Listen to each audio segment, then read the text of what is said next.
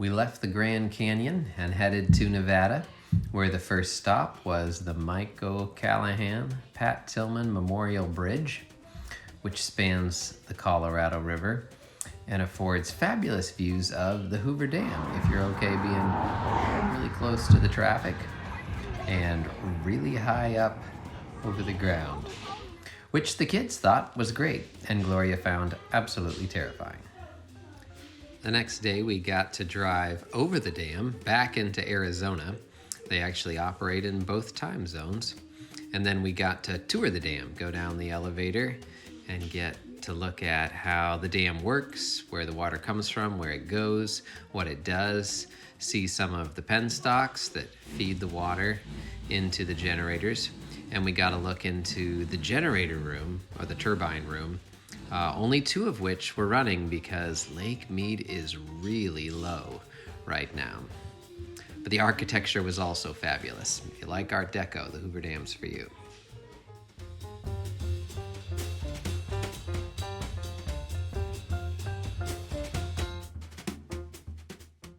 And we took the opportunity to play the Southwest-themed game Sonora on our last stop in the Southwest. Yes, I don't know what that is. What have you found there, Gloria? An insect that looks like it wants to live in my camper with me, and I'm not a fan. Welcome to Nevada. Fortunately, he did not want to live in our camper. He just wanted to live in the shower. Nevada also greeted us with goat's heads around our campsite, which consistently got stuck in and poked through the foam soles of our shoes and flip-flops. All right, that's sea level. And where are we, Thomas? Below it. Yeah, well below it. We're at Badwater, Death Valley, and we're gonna go out on the salt flats and see what there is to see.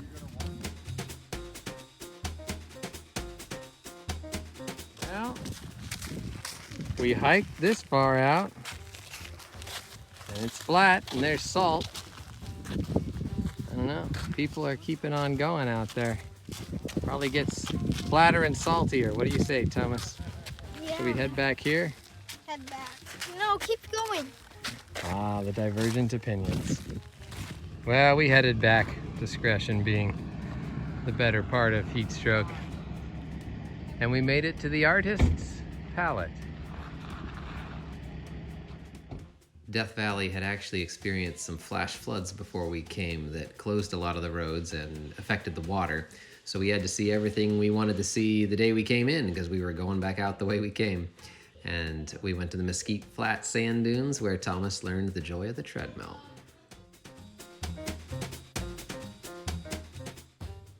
And of course it would be in Death Valley where your car tells you you really should have had an oil change. But the sunsets were spectacular and we got to go out to the night sky program where they had a lot of telescopes set up with their red lights, and we saw the night sky like we have never seen it before. Thomas wrapped up the final birthday of the trip. We sang to him in the morning, went and visited our cousins who took us out to dinner where they gave him a special dessert, and then home to the apple crisp he had requested. Our hosts took us down to the tide pools where we enjoyed seeing the sea anemones, and our dolphin-loving Jenny got an extra treat. Oh, that's the difference. There it is. There it is. Hi, dolphin.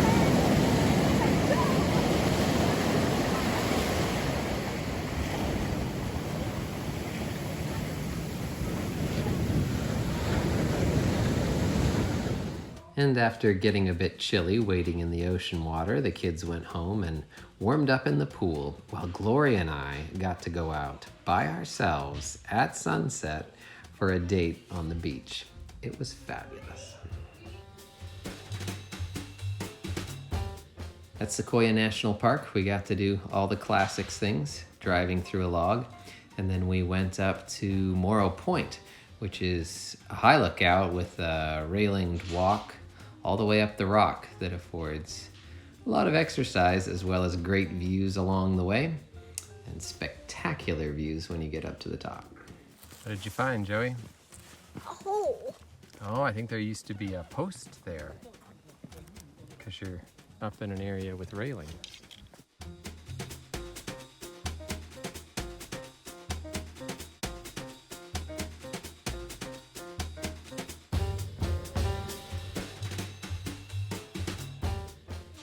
It really is hard to describe how big the trees are compared to what we're used to, but walking among them was quite an experience.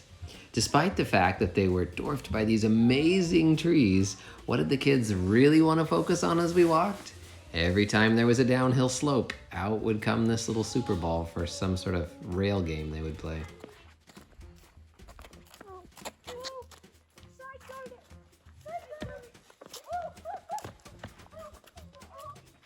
The sad part about the visit was seeing the extent of the fire damage from the last few years and the potential impact that'll have.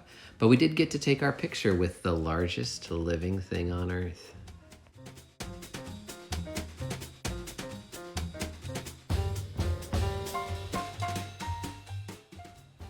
While we clearly disagreed on the temperature, the campsite at Three Rivers was far superior to Nevada.